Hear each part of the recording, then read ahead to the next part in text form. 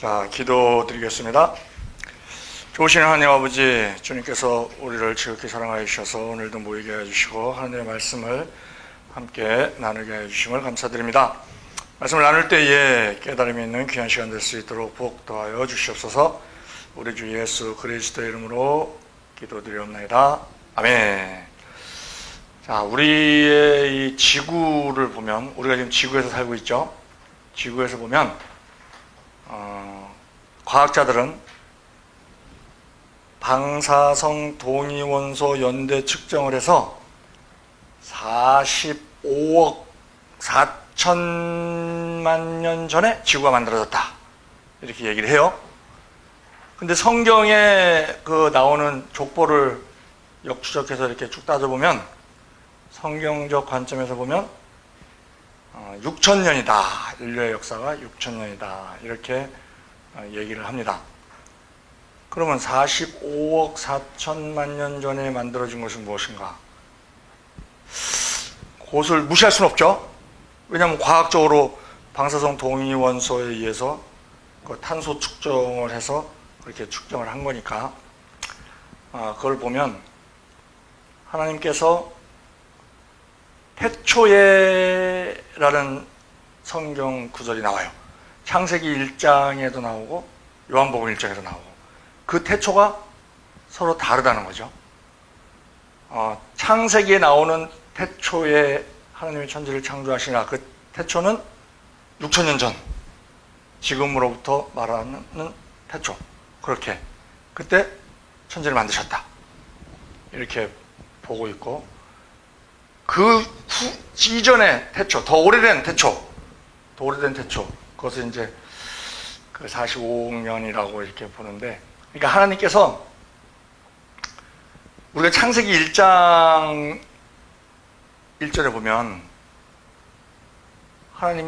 태초에 하나님이 천지를 창조하시라, 그리고 땅이 공허하고 흑암이 깊음에 있고 하나님의 손은 수면에 운행하시라, 이런 구절이 나와요. 그러면 우리가 볼 때, 자, 말씀으로 다 창조하셨잖아요. 말씀으로. 근데 하나님이 말씀하시기 전에 땅이 있었죠. 땅이 있었어. 보니까 물도 있었어. 하나님의 수면에 운행하시니라. 최초 창조가 나오기 전에. 그래서 하나님께서 만드신 우주는 그 45억 년, 그것이 맞는데, 그러면 그 45억 년, 5억 년 전에 만든 지구와 하나님께서 인간 때 다시 이 자연을 만드신 그 6천년 전, 요 사이가 있어요. 사이가 있죠. 사이에 어떤 사건이 있었다는 걸 알 수 있어요. 그 어떤 사건이 뭐냐? 그게 천상에서 있었던 반역사건이 있었는데, 천상에는 하나님의 나라잖아요. 하나님은 완전하신 분이시거든요. 거의 법이 없어. 법이 없으면 처벌을 못해요. 하나님 주권으로 해서 이루어지는 것이죠. 근데 루시퍼가 너 아침의 아들 계명성이요, 그 계명성이라는 말이 킹 제임스 버전에 너 아침의 아들 루시퍼요, 이렇게 나오거든요. 그 킹 제임스 버전에 보면 너 아침의 아들 루시퍼요, 딱 이렇게 나와. 아니, 그게 있잖아요. 성경에 있잖아. 아침의 아들 계명성이요. 그거를 그대로 보면 나온다고. 그걸 보면 거기 그 계명성이 루시퍼로 기록이 돼 있어서 우리가 루시퍼라고 보는 것이고, 그가 찬양 담당 천사라 했잖아요. 그것은 뭐라 그러냐면, 너를 지을 때, 너를 창조할 때 내가 소파와 수금을 예비하였었노라, 너를 만들 때. 그 구절이 나와요. 그래서 이제 찬양 담당 천사장이다. 근데 그가 반역을 일으켰잖아요. 그래서 하나님께서 그를 가두기 위한 감옥을 만든 거야. 그게 지구요, 지구. 그게 언제야? 45억 년 전에. 만들어서 천상 밖으로 집어 던졌죠. 그래서 땅에 찍혔잖아. 그러니까 이 지구는요, 사탄 감옥이야. 사탄 감옥. 그러고 나서 하나님께서 인간을 만드시고 이 사회를, 이 자연을 아름답게 또 창조하셨어. 막 풀, 뭐 이런 걸로 해서 에덴 동산도 만드시고.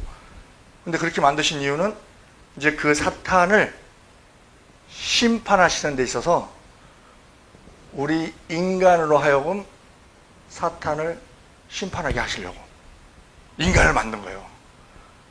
여러 가지 목적이 있죠. 찬양 받으시기 위해서도 만드셨지.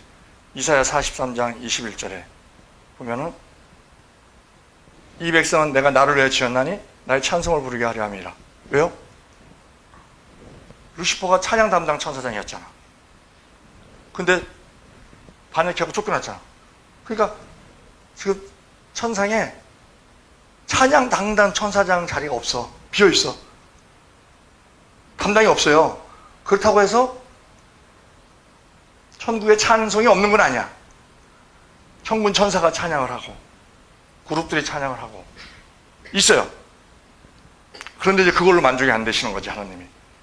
그래서 인간으로 하여금 이제 찬송 받으시기 위해서 만드셨는데, 그 찬송 받기 위한 것 중에 가장 큰, 우리가 주님께 영광 올려드리는 것 중에서 가장 큰 것이 뭐냐? 발등상 만들어 드리는 거예요. 발등상. 예수님께서 이 땅에 오시기를 기다리고 계시는데 발등상이 마련되기까지 하나님 보좌 우편에 앉아 계신다. 그 발등상이 뭐냐면 발을 이렇게 디딜 수 있는 그 자리. 그게 뭐냐? 그래서 우리가 사탄을 우리 인간에게 맡기셨는데, 왜 인간에게 맡기셨냐면 이 땅에 오순절 마가다락방 성령을 보내심으로 말미암아 교회가 탄생되게 하셨잖아요. 그리고 이 교회는 예수 그리스도의 몸이야. 예수 그리스도는 교회의 머리예요. 머리에서 행하실 모든 일을 몸이 하는 거지, 몸이. 그러니까 하나님께서 그 사탄 심판을, 머리는 머리를 상대했어요. 그래서 뱀의 머리를 예수님께서 십자가에서 상하게 하셨어. 부활을 통해서 사망 권세를 깨뜨리셨어. 그러면 뱀의 몸이 남았단 말이에요. 그 몸을 예수 그리스도의 몸인 교회로 하여금 성경에 계속 나와요. 밟아라. 뱀과 정갈을 밟아라. 사자를 밟아라. 계속 마귀로 상징되는 그러한 존재를 밟아라고 나와요. 밟으라는 건 정복을 얘기하는 거거든요. 근데 우리가 그 사탄의 세력을 밟게 하시기 위해서 하나님의 전신갑주에서 우리의 발에 복음의 신발을 신겨주신 거예요. 그 복음으로 사탄을 이기라는 거지. 그래서 우리가 그래서 우리 힘으로는 사탄을 이길 수가 없잖아요. 우리는 죄성이 있어서 오히려 뱀에게 흙을 먹는 권세를 줬는데 그 흙이 우리 겉사람이란 말이에요. 겉사람. 우리 겉사람은 뱀의 먹이에요. 먹이. 마귀의 먹이야. 죄를 짓게 하면 다 넘어가. 근데 어떻게 마귀를 정복을 해? 그걸 정복하게 하기 위해서 우리에게 주신 선물이 있죠? 그게 성령. 그래서 성령의 능력으로 그렇게 이기는 거예요. 자, 지금 오늘 볼 것은 새 예루살렘상인데, 우리가 신학적으로 이 어떤 이론들이 많이 있어요. 지금 제가 말씀드리는 이 내용도 반론을 제기할 분들이 또 많이 있어요. 그 뭐 재창조론을 얘기하는 거냐 뭐 이런 식으로 해서 뭐, 그런데 지금 그래서 6,000년 아담의 시대 때서부터 4,000년 동안 구약시대가 이루어지고 삼위일체 하나님께서 항상 같이 역사하시지만 그 구약시대의 특징은 여호와 하나님께서 역사하시는 게 두드러지게 나타나고, 그리고 BC 4년에 예수님께서 탄생하시고 30년 4월 17일로 보는 경우도 있는데, 예수님께서 십자가에서 죽으시고 하여튼 금요일이고 오순절이고 하여튼 그런 날을 따져서, 그리고 그때 이제 예수님 시대가 나오죠. 사복음서에 기록이 되어 있죠. 성자 예수님께서 활동하던 시대. 그리고 오순절 마가다락방에 성령 오시고 나서, 그러니까 십자가 사건 이후에 2000년 동안 교회 시대, 은혜 시대라고도 하고 성령 시대라고도 하고, 그리고 2000년이 이제 되면 7년 환란이 오는데, 7년 환란이 전 3년 반, 후 3년 반으로 나눠져요. 전 3년 반 끝나는 데까지를 교회 시대로 보고, 그때까지는 이제 7년 환란이 시작되는데 전 3년 반까지는 그래도 성령이 계셔. 근데 전 3년 반이 끝날 때는 성령이 떠납니다. 그리고 성도들은 예비처로 다 가요. 그리고 후 3년 반에 이제 이 구원이 유대인에게 넘어가서, 유대인이, 이방인의 구원의 수가 다 차고, 그 다음에 유대인이 구원을 받으면 그때가 이제 종말이 오는 거예요. 그때는 너무 힘든, 후 3년 반은 완전 지옥 중에 생지옥이 되는 것이지, 거의 순교를 해야 구원을 받을 수 있는. 그래서 성경에 전 3년 반을 똑같은 기간인데도 1261 날일자를 써요. 아직 해시 빛이 있다 이거야. 후 3년 반은 42달, 밤을 상징하는 월을 써. 42달 이렇게. 그래서 이제 그 후 3년 반이 지나면 예비체 성도들이 휴거하고 예수님 재림하시고, 그리고 이제 천년왕국이 시작되고, 그때 새하늘과 새 땅, 이 지구는 다 불에 타서 없어지고 하늘이 두루마리처럼 뭐 없어진다고 하니까 체질이 다 녹는다 그랬어요. 체질은 원소예요, 원소. 이 지구의 모든 물질을 구성하는 기본 요소, 이게 다 녹는다 그랬어요. 그리고 새하늘과 새 땅이 펼쳐지면서 새 예루살렘 성이 내려와. 오늘 새 예루살렘 성을 보는데 계시록 21장 2절에 또 내가 보매 거룩한 성, 새 예루살렘 성이 하나님께로부터 하늘에서 내려오니 그 예비한 것이 신부가 남편을 위하여 단정한 것 같다. 자, 그 예루살렘 성이요, 신부가 남편을 위하여 단정한 것 같대요. 그런데 우리 성도들이 누구예요? 예수 그리스도의 신부야. 그러면 그 이 새 예루살렘 성의 모습을 보니까 성곽은 정금입니다. 요한계시록 21장 18절에 그 성곽은 벽옥으로 쌓였고 그 성은 정금인데 맑은 유리 같더라 이렇게 돼 있어요. 그리고 그 문은요 진주문으로 돼 있어요. 진주문. 요한계시록 21장 21절 그 12문은 12진주니 문마다 한 진주여 성의 길은 맑은 유리 같은 정금이더라. 그리고 그 기초석이 있는데 기초석은 보석이야. 요한계시록 21장 19절에 그 성의 성곽의 기초석은 각색 보석으로 꾸몄는데 첫째 기초석은 벽옥이요, 둘째는 남보석이요, 셋째는 옥수요, 넷째는 녹보석이요, 다섯째는 홍만호요, 여섯째는 홍보석이요, 일곱째는 황옥이요, 여덟째는 녹옥이요, 아홉째는 담황옥이요, 열째는 비치옥이요, 열한째는 청옥이요, 열두째는 자정이라. 이러면서 이 새 예루살렘 성의 모양이 나와요. 모양이 나오는데 성곽은 정금, 문은 진주, 기초석은 보석. 그런데 이 모양이 신부가 남편을 위하여 단장한 것 같다는 거예요. 그러면 금과 진주와 보석은요 눈에 보이는 거죠. 근데 그 눈에 보이는 거는 일종의 상징이야. 상징이고, 그러면 그 눈에 보이는 것이 우리에게 의미하는 영적 의미가 있단 말이에요. 그러니까 이 새 예루살렘 성, 벽은 정금이요, 문은 진주요, 기초석은 보석인 것이 신부가 남편을 위하여 단장한 것 같다는 겁니다. 그러면 우리가 예수 그리스도의 신부잖아. 신부니까 우리에게 금 같은, 진주 같은, 보석 같은 그러한 요소가 있어야 된다는 거예요.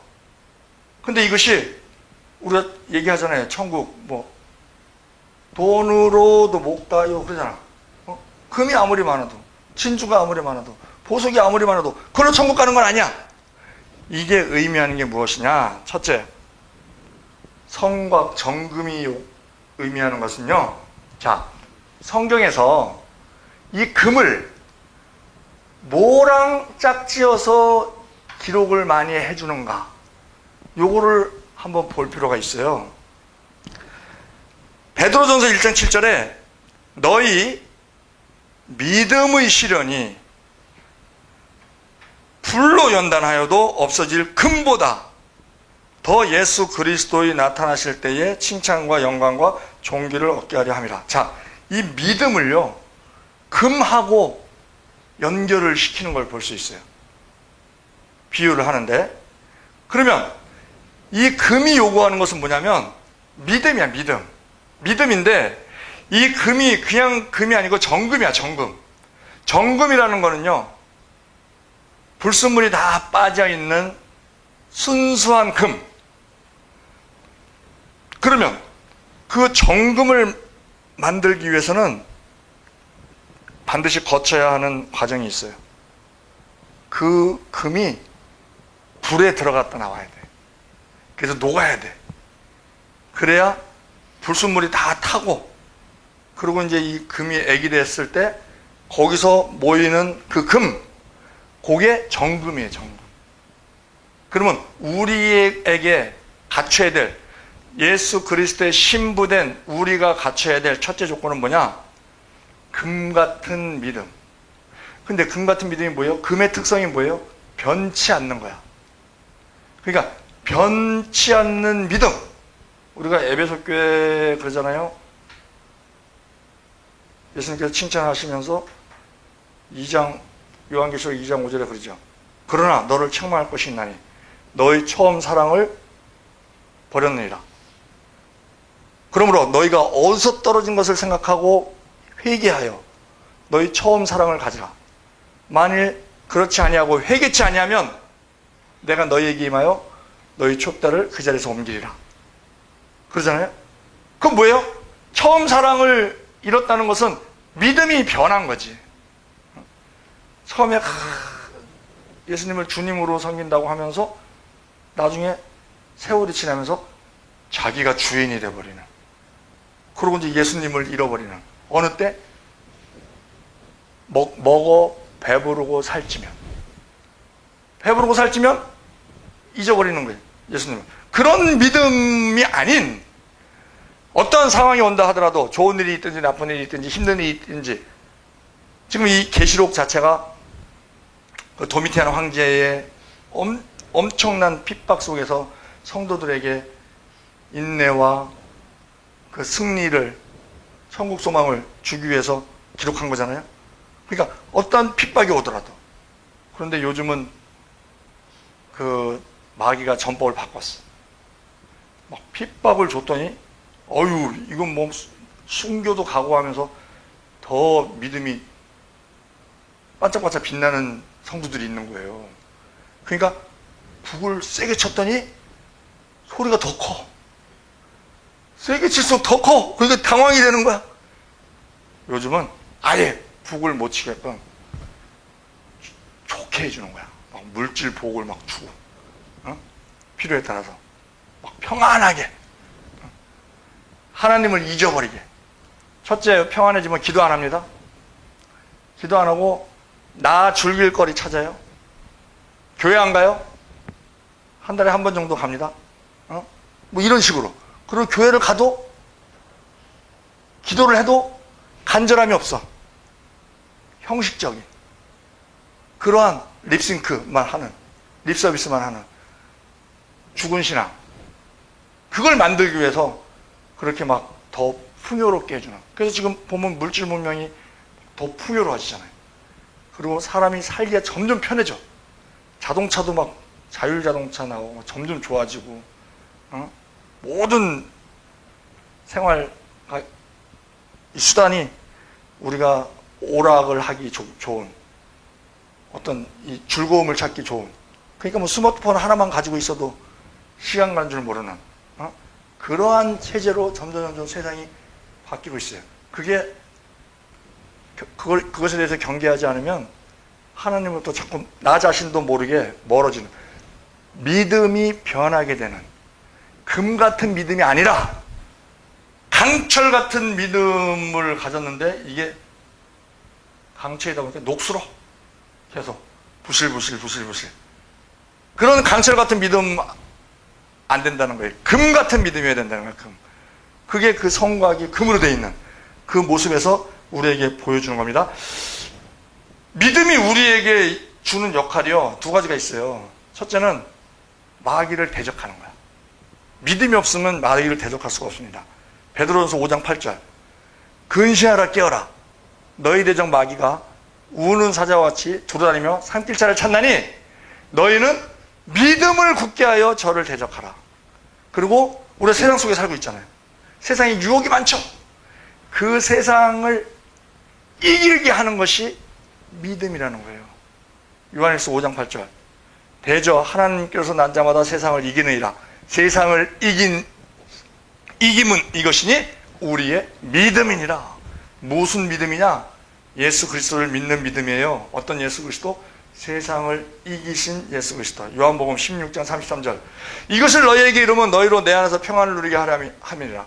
세상에서 너희가 환난을 당하나 담대하라. 내가 세상을 이겼노라 하시니라. 그것을 믿는 믿음으로 나아가야 된다는 것입니다. 그리고 이 정금이 되려면 불에 들어갔다 나와야 된다 그랬어요. 그래야 불순물이 타요. 결국 불이 뭐야? 고난이지. 그러니까 욥기 23장 10절도 그러죠. 나의 가는 길을 오직 그가 아시나니 그가 나를 단련하신 후에는 내가 정금같이 나오리라. 그러니까 우리 신부된 우리가 정금 같은 믿음이 있어야 되는데 그 정금 같은 믿음을 갖기 위해서는 고난을 거쳐야 된다는 거예요. 그래야 불순물이 빠져나간다는 거야. 너무 편안하게 있으면 오히려 그게 신앙을 죽이는 그런 역할을 한다는 것이죠. 그 두 번째, 문이 진주야, 진주. 이 진주도요, 고난의 산물입니다. 진주 조개가 진주를 만들고 싶어서 만드는 게 아니에요. 자기가 살기 위해서 만드는 거야. 왔다 갔다 하다가 뾰족한 바위가 와갖고 콕 찌르면 그때부터 이 살이 썩어요. 그러면 이 진주가 살아남는 진주는 자기가 이렇게 막 프랑크톤을 먹고 뭐 이렇게 막 먹잖아요. 먹으면은 모든 그 진액을 그 상처를 싸매는 데다가 열중을 해야 돼요. 안 그러면 이게 계속 썩으니까. 그래서 탄산, 칼슘, 단백질 이거를 계속 만들어서 그거를 싸요. 그 돌을 쌓아. 그러면 이 살이 안 썩어. 그게 진주예요. 진주. 그러니까 정금도 불에 들어갔다 나와야 되고 진주도 어떤 시련이 있어야 돼. 고통이 있어야 돼. 그 고통을 이겨낸 것이 진주예요. 그러니까 우리도 고통을 이겨내는 힘이 있어야 되는데 그걸 어떻게 이기느냐? 지혜가 있어야 된다는 거지. 지혜가 있어야 되는 것뿐만이 아니고요. 이 고난이요. 고난이 우리에게 주는 유익이 많이 있어요. 고난을 당하게 되면 첫째로 겸손해집니다. 내가 평안할 때 목이 뻣뻣해지지. 내가 쫄딱 망했는데 목이 뻣뻣할 사람이 누가 있어? 다 머리 숙이지. 에? 그리고 겸손해져.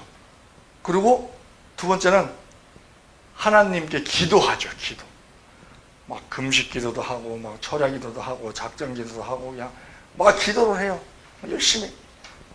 그리고 이제 하나님의 말씀을 또 이렇게 생각을 하게 돼. 그래서 고난 당하는 것이 너에게 유익이라. 이로 인하여 내가 주의 율례를 배우게 되었나이다 하는 말씀처럼 그리고 세 번째 유익이 뭐냐면, 고난이 우리에게 주는 유익이 뭐냐면 인내하게 되잖아요. 인내. 어쩔 수 없이 인내라는 훈련을 하게 됩니다. 그리고 네 번째 유익이, 고난이요 우리에게 지혜를 줍니다. 그것을 보면 이 진주가 고난의 산물이라고 그랬잖아요. 그런데 성경에서 이 진주를, 자 아까 금은 믿음에다가 이렇게 비유를 많이 했어요. 그러면 이 진주는 성경이 뭐에 비유를 하는가? 그걸 보니까 잠언 3장 15절에 지혜는 진주보다 귀하니 너의 사모하는 모든 것으로 이에 비교할 수 없도다. 진주를요 지혜에다가 비유를 해. 그리고 잠언 8장 11절 대저 지혜는 진주보다 나음으로 무릇 원하는 것을 이에 비교할 수 없음이니라. 자, 우리가 신약에서요, 신약에서 최고는 뭡니까? 사랑이에요. 고린도전서 13장 13절 그런즉 믿음, 소망, 사랑 이 세 가지는 항상 있을 것인데 그 중에 제1은 사랑이라. 구약에서 제1은 뭐냐? 지혜예요. 잠언 4장 7절 지혜가 제1이니 지혜를 얻으라. 너희 얻은 그것을 가져 명철을 얻을지니라. 그래서 이 지혜를 예수 그리스도로 보기도 해요. 왜? 예수님께서 지혜를 주시니까. 그런데 이 지혜가요, 어쨌든 고난을 당하면 지혜를 얻습니다. 지혜가 생겨요. 왜? 우리가 고난 당하면은요 막 머리를 쥐어짜. 그 고난을 해결하기 위해서. 힘드니까 고난이. 누구를 찾아가야 되냐, 어떻게 해야 되냐, 어떤 방법을 써야 되냐, 뭐 그냥 막 머리가 막 돌아갑니다. 그러다가 자기 역량이 이제 좀 딸리면 막 스트레스 받고 막 뇌출혈도 오고 막 어쨌든 막 머리를 쓰게 돼 있어요. 고난이 왔을 때 아유 이거 막 하나님이 주신 거니까 막 하나님이 알아서 하시겠지. 그리고 그냥 평안이 있는 사람 드물어. 왜냐하면 모든 게 이 땅에서 구원은 철저하게 우리 인간이 어쩔 수가 없는 것이기 때문에 구원은 철저하게 하나님이 거둬주십니다. 아직 우리가 죄인 되었을 때 그리스도께서 우리를 죽으심으로 하나님께서 우리에 대한 사랑을 확증하신 것이 십자가 사건이에요. 우리가 아직 죄인 되었을 때 그렇게 해서 우리가 얻었어요. 그런데 이 땅에서의 고난을 극복하는 것은 이 땅에서의 좀 생활의 질을 높이자는 거잖아. 이 땅에 복과 관계되는 거잖아. 이 땅에서. 그것은 우리가 할 일이 있고 하나님이 할 일이 있는 거예요. 하나님의 은혜와 더불어 우리가 할 일을 해야 그 복이 이 땅에서는 복이 우리께 되는 거예요. 그렇기 때문에 고난을 극복하는 것은 우리가 할 일이 있어. 기도를 한다든지 아니면 뭐 하나님께 지혜를 구한다든지 뭐 이렇게 해야 돼. 그래서 고난은요 겪으면은 사람이 지혜가 생겨요. 그것을 우리가 보면 어린아이가 앓고 나면 약아집니다. 실제로 약아져요. 가르쳐주지도 않은 언어를 막 써. 우리 손녀가 코로나에 걸렸을 때 원래 이거 보니까 막 몸이 아픈 거잖아. 막 열이 나고 막. 그러니까 그러면은 자연적으로 본능적으로 몸 안에서 면역 체계가 돌아간대요. 그래갖고 막 T임파구, 뭐 적혈구, 백혈구, 뭐 MK 세포 뭐 이런 것들이 막 활발하게 막 움직인다는 거예요. 그러면서 뇌가 예민해진대. 뇌가. 그건 자기가 하는 게 아니라 자동으로. 그런데 또 환경도 변해. 보니까 맨날 자기가 익숙해 있던 집이 아니고 병원에 왔어. 병원에 오니까 막 낯설어. 근데 또 어떤 흰 옷 입은 아줌마가 와서 막 찔러대 또 막 고통을 줘. 와, 그러니까 이게 막 힘든 거야. 그 애가 머리에 돌아가는 거예요. 그러면서, 예? 지금 4살이니까. 그러니까 애가 뇌가 예민해지니까 어른들이 하는 말을 자기가 모르는 말인데도 그걸 들어요. 다 습득을 해. 요번에 대구에서 우리 고모부가 소천하셔서 내려가는데 대구까지 한 5시간 걸려요. 근데 이제 내가 아들 차 타고 갔는데 며느리가 7시에 퇴근하는 바람에 늦게 내려갔어. 아들, 며느리, 손녀, 나 이렇게 내려가는데 거기 가니까는 뭐 12시가 넘었어. 피곤하잖아. 그래서 야, 이거 다시 올라가는 게 좀 무리인 것 같고, 또 내일 발인이니까 또 다들 친척들 만나러 갔는데 친척들 다 자러 가고 얼굴을 못 보잖아.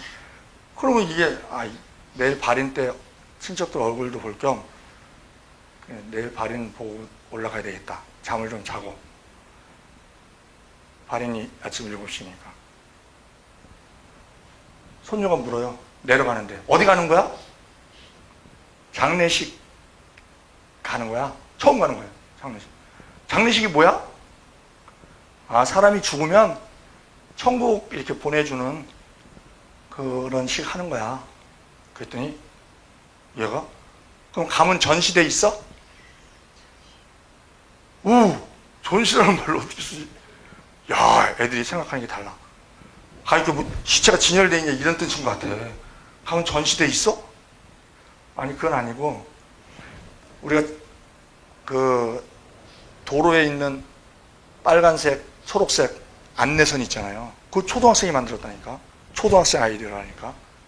그렇게 뛰어나요. 그래갖고 그건 아니고 이렇게 내려갔어. 내려갔는데 이제 너무 늦게 내려갔으니까는 자야 되겠다 그러고 이제 딱 여관을 이제 찾아다니는데 물어요. 자기는 이제 집에서 자고 싶은 거야. 어디 가는 거야? 그래서 오늘 여관에서 자야 돼. 그랬더니 자기는 자기 집에서 자고 싶은 거야. 거기 이렇게 애정 인형도 거기 있고 하니까. 응? 거기 자고 싶은 거야. 근데 여관을 간다 그러니까 와, 짜증을 내면서 뭐라 하냐면 아빠 엄마 마음대로 하는 거야? 그래갖고 엄마가 이제 밀렸어. 그래, 이게 미안해. 그렇게 됐어. 그런지 애를 달래야 될 거 아니야. 그러니까 엄마가 만화 영화 하나 보여줄게. 스마트폰에. 그러니까 뚝 꽂혔어. 그리고 이제 이렇게 다니다가 여관을 찾는데 시간이 좀 걸렸어요. 그러니까 뒤에서 꼬시렁꼬시렁 돼. 그래서 뭐라고 되나 이렇게 들어봤더니 그러는 거야. 잊었나? 보여준다며. 그래. 보여주고. 요즘 애들이요. 목욕을 시키다가 이 가슴을 이렇게 쳤대. 그랬더니 지금 내 마음을 때리는 거야? 뭐 이러고. 그리고 이제 뜨거운 물이 조금 나와갖고 뜨거워 그러더래. 그리고 만져보니까 안 뜨거워. 뭐 안 뜨겁구만 뭘 뜨겁다 그래. 그랬더니 나한텐 뜨거울 수도 있지. 몇 번 앓고 나면 확실히 약아져요. 그게 청소년 얘기 그때 제가 해드렸죠. 소년원에 있는 청소년. 안 해드렸어? 듣고도 잊어버리는 수가 많아. 안양에 가면 서울 소년 분류 심사원이 있어. 거기가 어른으로 따지면 구치소야. 근데 그 청소년들이 재판받기 전에 있는 데예요. 거기서 내가 이제 사역을 했었어요. 예배 드리면 한 300명이 당당히 다 모여. 찬양을 천장이 들썩들썩 하도록 찬양을 해요. 다 교회를 다녔던 애들인지 아니면 한 번 듣고 외우는 건지. 아주 먼 옛날 하늘에서는 당신을 향한 계획이 있었죠. 그러고 사랑해요. 그러면 사랑해요. 그러고 축복해요. 그러면 축복해요. 이러고. 아니, 일반 교회보다도 더 열정적으로 불러요. 그리고 공과 공부를 할 때도 야, 니들 힘들지? 그랬대. 아니요. 힘들잖아. 먹여주죠. 재워주죠. 입혀주죠. 도둑 들까봐 지켜주죠. 탔다 하면 관차요. 만났다 하면 판검사예요. 입이 딱 벌어져갖고 말을 못하게 하더라고. 걔들이 엄청 똑똑합니다. 왜 똑똑해요? 고난이 지혜를 줬어. 그들이 가지고 있는 지혜는 악한 꾀죠. 왜냐면 그들이 공통점이 뭐냐면 다 집이 싫다는 거야. 그럼 집에 안 들어갑니다. 그럼 밖에 떠돌아다녀요. 밖에 떠돌아다니면서 그러면 다 자기가 해결해야 돼. 고난이죠. 집 떠나면 고생인데. 배고프죠? 뭐 돈도 없죠? 그러면 돈 없으면 뭐 삥이라도 뜯고, 그리고 뭐 먹을 게 없으면 어디 설렁탕 집에 딱 들어가고 문 옆에 딱 앉아갖고 설렁탕 딱 시키면 주잖아요. 그럼 설렁탕 먹고 조금 있다가 딱 눈치 봐갖고 튀는 거야 그냥. 그렇게 해서라도 그런 꾀를 막 내는 거야. 배가 고프니까 고난이 있으니까 그걸 해결하려고. 그러니까 그들에게 고난이 꾀를 주는데 그 꾀는 악한 꾀입니다. 어쨌든 고난이 지혜를 줘요. 근데 그 지혜가 선한 지혜냐 악한 지혜냐. 지혜는 중립이에요. 돈도 중립이죠. 우리 칼도 중립이야.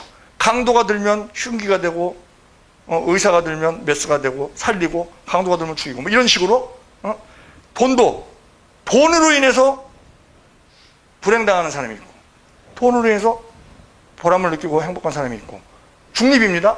지혜도 중립이에요. 선한 데 쓰면 선한 지혜 상 받는 거고, 악하게 쓰면 악한 지혜, 악의 도구로 쓰임 받는 거예요. 그런데 그러면 선한 지혜를 얻기 위해서는 뭐가 돼야 되느냐? 그게 잠언 9장 10절이에요. 여호와를 경외하는 것이 지혜의 근본이요 거룩하신 자를 아는 것이 명철이니라. 하나님과 붙어 있을 때 그 지혜가 참된 지혜가 되는 거예요. 잠언 1장 7절에 여호와를 경외하는 것이 지식의 근본이오늘 미련한 자는 지혜와 훈계를 멸시하느니라. 그래서 우리가 지혜를 얻을 때 내 나름대로 고난당할 때 지혜를 짜내게 돼요. 그러면 지혜가 생깁니다. 그런데 그것을 내 나름대로 짜내는 것, 이게 위험한 거예요. 하나님께 물어야 돼. 하나님께. 그 야고보서 1장 5절 그러죠. 너희 중에 누구든지 지혜가 부족하거든 모든 사람에게 후히 주시고 꾸짖지 아니하시는 하나님께 구하라. 그리하면 주시리라. 하나님께서부터 오는 지혜가 참된 지혜입니다. 우리가 보통 얘기해요. 내 안에 생각이 세 가지가 있다. 하나님이 주시는 생각이 있고, 마귀가 주는 생각이 있고, 내 생각이 있다. 아니에요. 내 안에 있는 생각은 두 가지뿐입니다. 하나님 생각, 마귀 생각. 내 생각, 마귀 거예요. 내 생각인 것처럼 착각이 드는 것이지. 그것이 그러니까 내 생각도 하나님이 주시는 지혜일 수도 있고, 마귀가 주는 지혜일 수도 있고, 이렇게 갈라지는 것이지 내 생각은 없어요. 영적 세계에는 흙과 백이지 중간 지역은 없습니다. 그래서 우리가 이 지혜를, 그러니까 우리가 힘부로써 갖춰야 될 요소가 정금 같은 믿음, 변치 않는 믿음, 그것을 가지고 마귀를 대적하고 세상을 이기고, 그게 우리한테 있어야 된다는 거예요. 새 예루살렘 성의 벽이 금으로 되어 있으니까. 그 문이 진주로 되어 있듯이 우리가 어떤 고난 속에서도 그 고난을 이길 수 있는, 그 고난에서 터득하는 그러한 지혜가 있어야 된다는 거예요. 어떤 지혜? 하나님께로부터 받는 지혜. 그게 있어야 된다는 거예요. 그 지혜가, 그 지혜 중에 우리가 이 세상 살면서 물질이 없을 때 힘들잖아요, 우리가.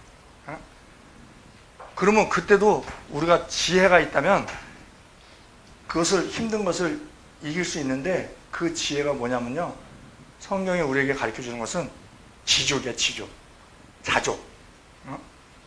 자족. 그러니까는 그 디모데전서 6장 6절, 그러나 지족하는 마음이 있으면 경건이 큰 이익이 되느니라. 우리가 세상에 아무것도 가지고 온 것이 없음에 아무것도 가지고 가지 못하리니 우리가 먹을 것과 입을 것이 있은즉 족한 줄로 알 것이니라. 부하려 하는 자들은 시험과 올무와 여러 가지 어리석고 해로운 정욕에 떨어지나니 곧 사람으로 침륜과 멸망에 빠지게 하는 것이라. 돈을 사랑함이 일만하게 뿌리가 되나니 이것을 사모하는 자들이 미혹을 받아 믿음에서 떠나 많은 근심으로써 자기를 찔렀도다. 돈이 많아서 자기가 해를 당하는 경우가 있다는 거예요. 말씀드렸죠. 4월 7일 날 이 사건. 유산을 100억밖에 안 줬더니, 말씀 안 드렸어요? 아이고, 90살 노모가 있었어. 아들 셋이 있어. 100억씩 유산을 줬어. 근데 막내 며느리가 잘하는 거야. 효를 잘하는 거야. 그래서 막내한테 좀 더 줬어. 그때 첫째, 둘째가 불만이 생겼어. 100억밖에 안 줬더니 불만이 생겼어. 엄마 때려 죽였어요. 2025년 4월 7일 서초동에서 일어난 사건이에요. 100억밖에 안 줬다고. 갈비뼈 3개 부러지고 뇌출혈 일어나고. 근데 뭐라 그러냐면 또 엄마가 자해를 했대. 근데 주변 사람들이 싸우는 얘기 들은 사람들, 또 엄마가 이게 하루 이틀에 일어난 일이 아니야. 그러니까 엄마가 아들하고 싸울 때마다 또 다른 지인들한테 전화를 또 다 했어. 오늘은 이랬다, 오늘 이랬다, 나를 집 눌렀다, 뭐 어쨌다, 막 이런 걸 종합해서. 그리고 국가수에서도 딱 부검해 보니까, 아니 90세 노인이 무슨 갈비뼈를 3개 부러지도록 자해를 해. 이거는 아니다. 그래서 구속됐어요? 그러면 법이 어떻게 돼 있냐면 엄마를 살해했잖아. 친족 살해. 상속권이 무효가 됩니다. 그거 100억이라도 어떻게 좀 유지를 하지. 다 날라갔어. 예? 욕심이 사망을 불렀지. 그러면 그분은 뭐예요? 돈이 없었으면 천수를 누릴 수도 있었는데 돈 때문에 불행을 당했지. 예? 그래서 경제적으로요, 재정이 깨끗한 사람, 아무것도 남겨줄 게 없는 사람은 부담이 없어. 형제들이, 자식들이 안 싸워. 근데 돈 있는 사람일수록 자식 교육을 신앙 안에서 철저하게 시켜야 돼. 왜냐? 돈을 안 주면 맞아 죽어. 돈을 다 주면 굶어 죽어. 반만 주면 쫄려 죽어. 돈이 문제라고, 돈이. 예? 스포츠 선수들 돈 많이 벌어갖고 그거 갖고 뭐예요? 원정 도박하다가 망신 당하잖아. 재벌 3세들이 돈 많고 시간 많으니까 뭐예요? 마약 하다가 또 무리를 일으키잖아요. 그러니까 돈 때문에 그렇게 불행당하느니 좀 없어도 돈 귀한 줄 알면서 사는 게 오히려 나을 수도 있다는 거지. 힘들게 버는 사람들은 돈이 엄청 귀하잖아. 그리고 그 귀한 중에 드리는 헌금이 또 과부 두레돈이 될 수도 있는 것이고. 제가 부흥회를 다니면서 성도들이 많이 있는 곳에서는 사례비를 받아요. 근데 성도들이 없는 곳이 있어. 그런 곳에서는 내가 그 기도원 원장 입장을 다 생각을 해봐. 근데 이제 원장은 어찌됐든 뭐 헌금이 얼마가 나오든 그냥 얼마를 드려야 되겠다고 봉투를 쭉 준비해갖고 주는 분도 있어요. 근데 그걸 받을 수가 없지. 나도 헌금을 하지만, 그냥 도로 이제 헌금을 하죠. 도로 드리죠. 그래서 내가 깨달은 게 있어. 주의 일을 하는 데 있어서 돈을 받고 하면 알바다. 알바. 돈을 받고 하면 알바야. 돈을 안 받고 하면 봉사야. 돈을 내고 하면 선교야. 그런데 계속 없는 중에 돈을 계속 내면은 내가 어려워지잖아. 에? 어떨 때는 내 떼끼니가 없어질 때도 있어. 극한 선교는 순교다. 딱 그게 딱 쓰더라고. 그래서 열심히 선교하자. 에? 그런 마음으로 할 때도 많이 있어요. 제 말씀을 들어주는 것만도 감사지 뭐. 이런 말씀이 있는데, 이렇게 물질에 대해서 지혜는 뭐냐? 자족이에요.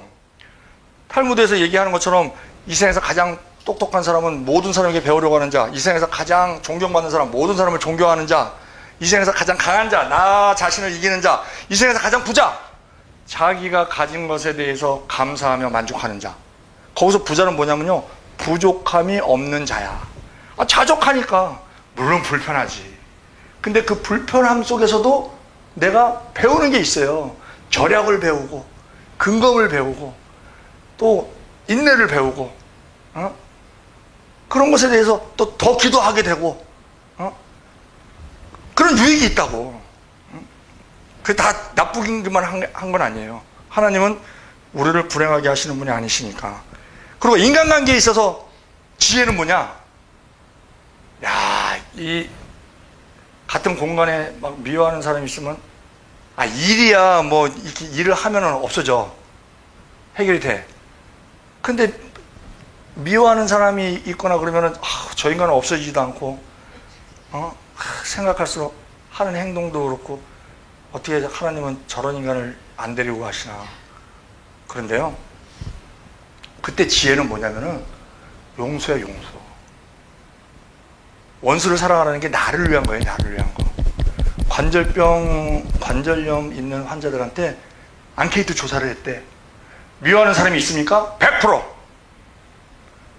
미움이 뼈를 상하게 한다. 100%. 다 미워하는 사람 다 있대. 그러니까 관절이 상하지. 관절염이 오지. 응? 그러니까 용서. 그러니까 봐봐요. 마태복음 18장 21절에 그때 베드로가 나와 이르되 주여 형제가 나에게 죄를 범하며 몇 번까지 용서하오리까? 7번까지 하오리까? 예수께서 이르시되 내가 너에게 이르노니 7번뿐만 아니라 70번씩 7번이라도 할지니라. 예수님의 말씀이에요. 골로새서 3장 13절 누가 네게 혐의가 있거든 서로 용납하여 피차 용서하되 주께서 우리를 용서하신 것 같이 용서하고. 마태복음 11장 25절 서서 기도할 때 아무에게나 혐의가 있거든 용서하라. 그리하여 하늘에 계신 너희 아버지께서도 너희의 허물을 사하여 주시리라. 용서하는 거예요. 그리고 교회에 안 나오는 사람들이 교회가 생활이 불편하니까 안 나오는 거거든요. 자, 다른 사람이 내가 물맷돌이 돼야 되는데, 그래야 하나님께 쓰임 받는데 내가 뾰족뾰족한 돌이야. 그러면 사람들한테 상처를 줍니다. 부딪히면서 상처를 줘요. 근데 내가 상처 주는 걸 몰라. 내 상태를 몰라. 그런데 상처를 주다가 나보다 더 강한 사람을 만나니까 내가 어느 부분이 부러져. 부딪히다가 뭐 그쪽에서 막 난리를 치니까. 그게 감사요. 나는 나 자신을 절대 혼자서 못 다듬어요. 우리나라 사람도 있어. 중이 제 머리 못 깎는다고. 내가 나를 못 고친다니까. 근데 열심히 사람들하고 이렇게 교제함으로 말미암아 때로는 다툼으로 있어서 내가 깎이는 경우가 있어요. 그것이 완전하게 깎여서 내가 물맷돌이 되면 부딪히는 사람이 없어. 그때는 누가 나를 칠 사람이 없다니까. 나를 치러 왔다가도 미끌미끌하고 다 옆으로 미끄러지지. 동글동글한 물맷돌이 되니까. 근데 뭐가 모난 돌이 정 맞는다 그러죠. 그러니까 누가 나를 막 미워하고 막 공격하고 비난하고 그러면은요, 그분에게 감사할 줄 알아야 돼. 왜냐면은 저 사람이 엄청 힘들겠다. 열이 나잖아요. 뚜껑이 벌컥벌컥 열리잖아요. 막 나로 인해서. 그럼 막 공격을 하잖아. 뭐 싫은 소리 하고 비난하고. 그러면 그 사람 마음은 어떻겠어? 그 사람 마음은 엉망이지. 밥맛도 없을 거야. 그렇게 애써가면서 나를 깎아주는구나. 너무너무 감사한 거지. 그러면 그 당시에는 그걸 잘 듣고 있다가 그 사람이 이제 감정이 좀 누그러들면 선물 딱 사갖고 와서 그날 너무 감사했습니다. 제가 느낀 점이 많습니다.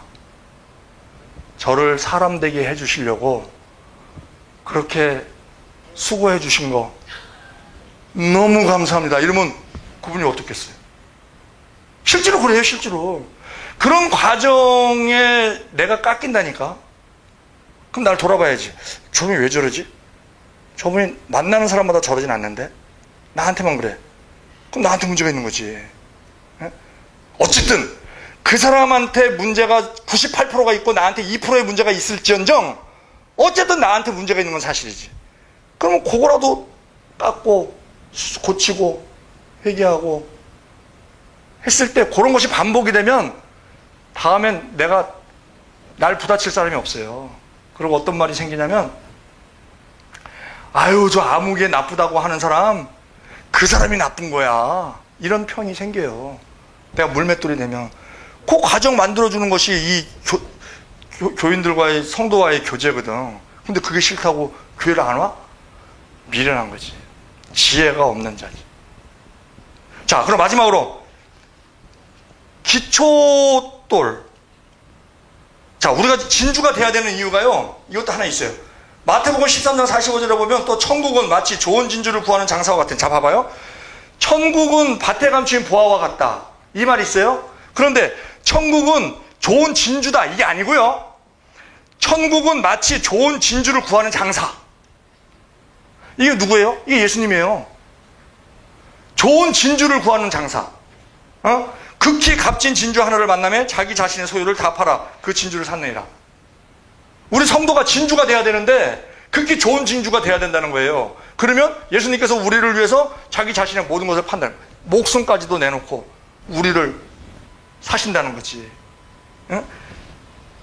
천국은 마치 좋은 진주를 구하는 장사. 좋은 밭에 감추인 보화하고는 달라. 좋은 진주가 아니라고요. 좋은 진주를 구하는 장사와 같다 그랬어. 우리가 진주가 돼야 된다는 거지. 자, 마지막으로 기초석이 보석이에요, 보석. 우리 인간이요, 처음에 만들어질 때 흙으로 만들어졌어요. 흙으로. 창세기 2장 7절 여호와 하나님이 흙으로 사람을 지으시고 생기를 그 코에 불어넣으시니 사람이 생명이 된지라. 흙으로 만들어졌습니다. 그리고 뱀에게 흙을 먹는 권세를 주셨어요. 너는 흙을 먹고 살지어다. 그건 뭐예요? 우리 겉사람을 해칠 수 있는, 우리 겉사람의 죄성을 자극시켜서 우리를 죄로 짓게 만드는 그런 권세를 뱀에게 줬어요. 그게 흙을 먹는 권세예요. 우리가 흙으로 만들어졌어. 흙은 약해요. 떨어뜨리면 깨져.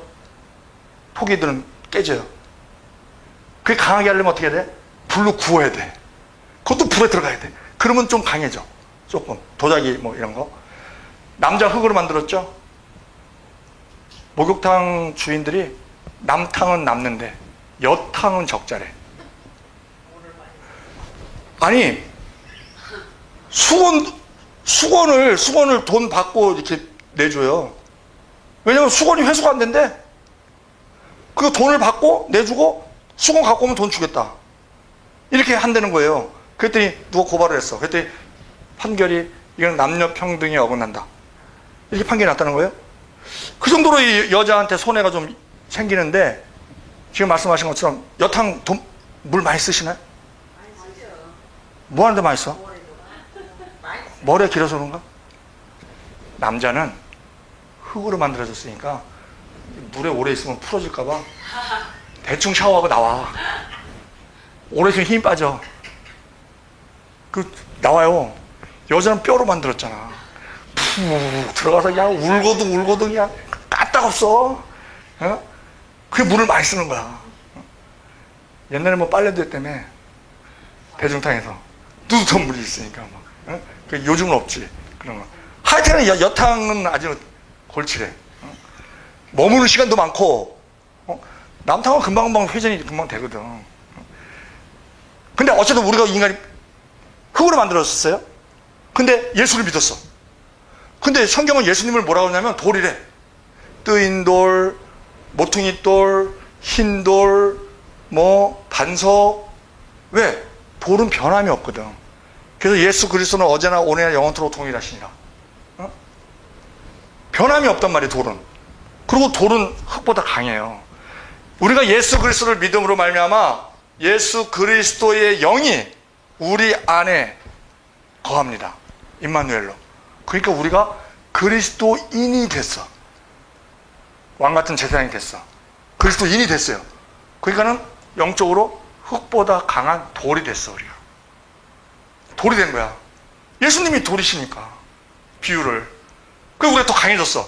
그러니까는 일반 고난을 당할 때도 우리가 더 강하게 견뎌요. 그러니까는 그 레닌이나 이런 사람들이 그러잖아. 가만히 보니까는 저렇게 힘든 일인데 이 기독교 믿는 사람, 종교를 가진 사람들은 그걸 견디더라 이거예요. 그러니까 종교는 인민의 아편이다. 왜? 아편 고통 있을 때 아편 맞으면 진통제 역할을 하거든. 그 고통을 이기거든. 그와 마찬가지로 정신적으로 힘들고 고난이 있을 때 종교를 가진 사람들은 그걸 이기더라는 거야. 그러니까 종교는 인민의 아편이다. 이렇게 표현을 할 정도로 강한 거예요. 왜? 돌이 됐으니까. 그런데 천국에 가기 위해서는 보석이 돼야 된다는 거예요. 근데 그 보석이 어떻게 되는 거냐면 돌이 깨끗하게 씻어서 누르고 압축하고 막 그렇게 했을 때 필요 없는 것도 다 떨어져 나가고 눌려서 이게 압축이 돼서 만들어지는 게 보석이에요. 보배로운 돌, 보석. 그러면 그 누른다는 게 뭐예요? 이게 핍박이지. 핍박, 환난, 고난. 이것이 우리가 예수를 믿음으로 말미암아 흙으로 만들어진 인간을 예수를 믿음으로 말미암아 돌이 됐는데, 그래서 하나님이 핍박을 허락을 하시는 거예요. 왜? 우리를 보석 만드시기 위해서. 이사야 43장 1절에요. 야곱아, 너를 창조하신 여호와께서 이제 말씀하시니라. 이스라엘아, 너를 조성하신 자가 이제 말씀하시니라. 야곱이 이스라엘로 되는데 그냥 되는 게 아니에요. 하나님이 조성하신다는 겁니다. 근데 조성하시는데 어떻게 조성하냐? 이 조성이라는 게 만든다는 거예요. 우리가 봐봐요. 조립. 뭐 만드는 거죠? 조작, 조경, 조정, 조율, 조각, 조형, 뭐 약 만드는 거 조제, 조직 만드는 거 조직, 뭐 법 만드는 거 조례, 다 만든다는 거잖아요. 야곱아, 너를 창조하신 여호와께서 이제 말씀하시니라. 이스라엘, 너를 조성하신 자가 이제 말씀하시니라. 너는 두려워 말라. 내가 너를 구속하였고 내가 너를 지명하여 불러내니 너는 내 것이라. 딱 그렇게 하시면서 자, 이제 우리를 어떻게 만들어 가시냐면요, 물 가운데로 지나게 하고 불 가운데 지나게 해요. 너희가 물 가운데 지날 때 내가 함께 할 것이라. 강을 건널 때 물결이 너를 침몰치 못할 것이요 불 가운데로 행할 때 불꽃이 너를 사르지도 못하리니 나는 여호와고 너희 하나님이요 이스라엘의 거룩한 자요 내 구원자임이라. 내가 애굽을 너희 속량물로 구스와 스바를 너희 대신으로 주었노라. 내가 너를 보배롭고 존귀히 여기며 또 너를 사랑하였은즉 내가 사람들을 줘 너를 바꾸며 백성들로 내 생명을 대신하리니 하면서 우리를 물 가운데 지나게 하시고 불 가운데 지나게 하신다는 거예요. 그런데 하나님이 우리와 함께 하심으로 말미암아, 우리가 하나님이 함께 하시지 않으면 우리가 그냥 물 가운데 지날 때 다 풀어져 버리고 불 가운데 지날 때 다 타버려요. 그러면 하나님이 우리를 훈련시키는, 조성하시는 의미가 없잖아요. 야곱을 이스라엘로 만드는데, 조성하시는데 물과 불이 통과가 있어야 된다는 겁니다. 그런데 그때 우리를 지켜주시기 위해서, 물과 불로 인해서 우리가 소멸되지 않게 하시기 위해서 우리와 함께 하신다는 거예요. 어떤 고난 속에서도. 그래서 우리가 항상 함께 하시기 때문에 그 고난을 통해서 우리는 보석이 된다. 그러니까 우리가 이 신부로서 갖춰야 할 것, 정금 같은 믿음, 진주 같은 고난 속에서 얻어지는 지혜, 또 보석 같은 어떤 시련에서도 우리가 이길 수 있는, 그리고 얻어지는 보석 같은 존재, 이게 돼야 되는데, 이 모든 것이 조성할 때 하나님이 우리와 함께 하신 것처럼 이 모든 것이 은혜로 되는 거라 이거예요. 은혜로. 그래서 고린도전서 15장 9절에 나는 사도 중에 지극히 작은 자라. 내가 교회를 핍박하였으므로 사도라 칭함을 받기에 감당치 못한 자로라. 그러나 나의 나된 것은 하나님의 은혜로 된 것이니 내게 주신 그의 은혜가 헛되지 아니하여 내가 모든 사도보다 더 많이 수고하였으나 내가 아니요 오직 나와 함께 하신 하나님의 은혜로라. 창세기 6장에 노아의 홍수가 나와요. 모든 사람이 다 죄 속에 있습니다. 생각하는 모든 것, 행동하는 모든 것 다 죄로 관영했어요. 그래서 하나님이 홍수를 심판하십니다. 그런데 창세기 6장 9절에 노아의 행적은 이러하니라. 노아는 의인이요 당대 완전한 자요 하나님과 동행하는 자로다. 아니, 죄가 그렇게 관영한데 어떻게 의인일 수가 있고 완전한 자일 수가 있고 하나님과 동행할 수가 있어요?